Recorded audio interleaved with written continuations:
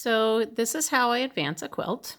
I don't know, I've done 4 rows out of 6 on this quilt, and I am going to advance to the next row. So the first thing I did was I took off my clamps on both sides. I'm going to go ahead and move this camera back a little bit. I'm going to go ahead and I align my stitching somewhere along the bottom right. I'm going to hit follow and zoom in. So I'm going to align my stitching right on that bottom, that last stitch. I don't have to worry about being too close right now. Close is good. So I'm just going to hit the word drag. I'm going to move my machine way up there. I'm going to lift my bar on both ends. I am floating my quilt top. So, but I do lift my bar each and every time and put it up on the pole cradles right here. Sorry about the messy room. Anyway, so now it's lifted up and I'm going to advance my quilt. I have a pin that I can, if I can't see where my point is, I've got a pin that I can kind of look at. It's got a colored head, so that's about where I want it. Maybe a little less. Okay. Roll. All right. And now what I want to do is I lift my batting and I lift my top and I smush, make sure that this is nice and smooth. Then I can foof my batting, make sure it's nice and straight. And make it, and I do this every single row. Every single row. Then I can straighten my top.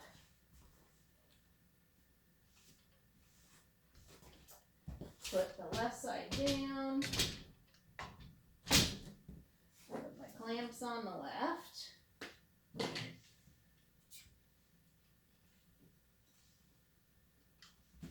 Come over to the right.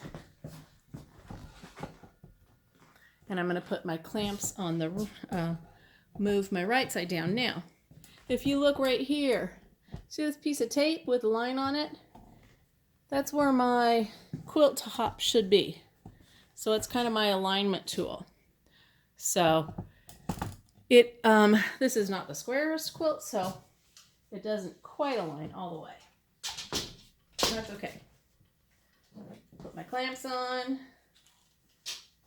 I put my clamps on the batting and the back.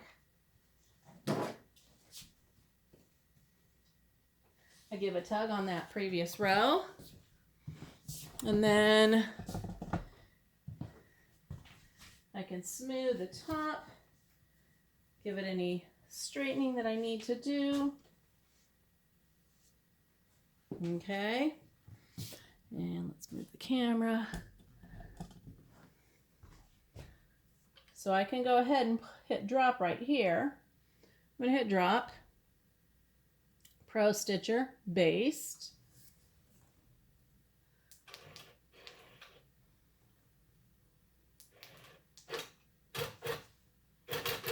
Baste down the top.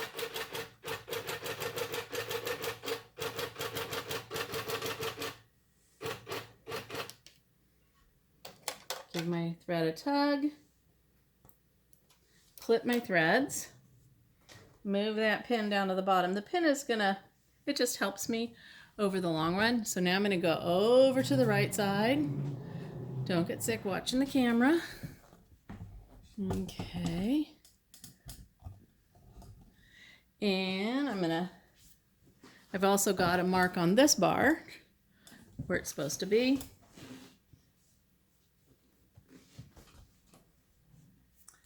And there's my pin. I just keep one pin on each end.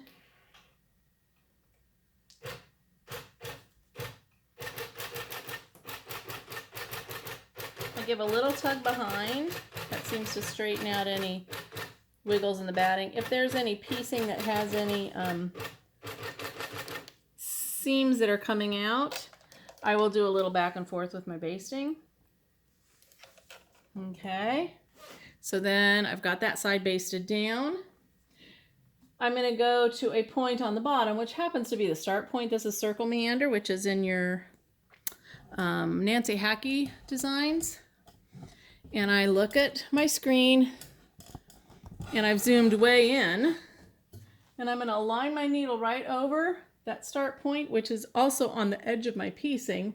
I can go to my base, turn my baste off, click on Modify, and then I can nudge my pattern into the right spot, and then come down to the bottom, and I can align my start point right to make sure that it's going to cover the edge of the fabric. Sometimes I do have to scooch it and move it over just a little bit so that it covers the edge. But we're talking teeny weeny bits. I just want to make sure that this edge always starts where that mark is, and then I don't have drifting to the right. So my quilting always starts on the left side of my quilt. And there we have it. And I'm ready to go. This is 15 minutes a pass, and it's awesome.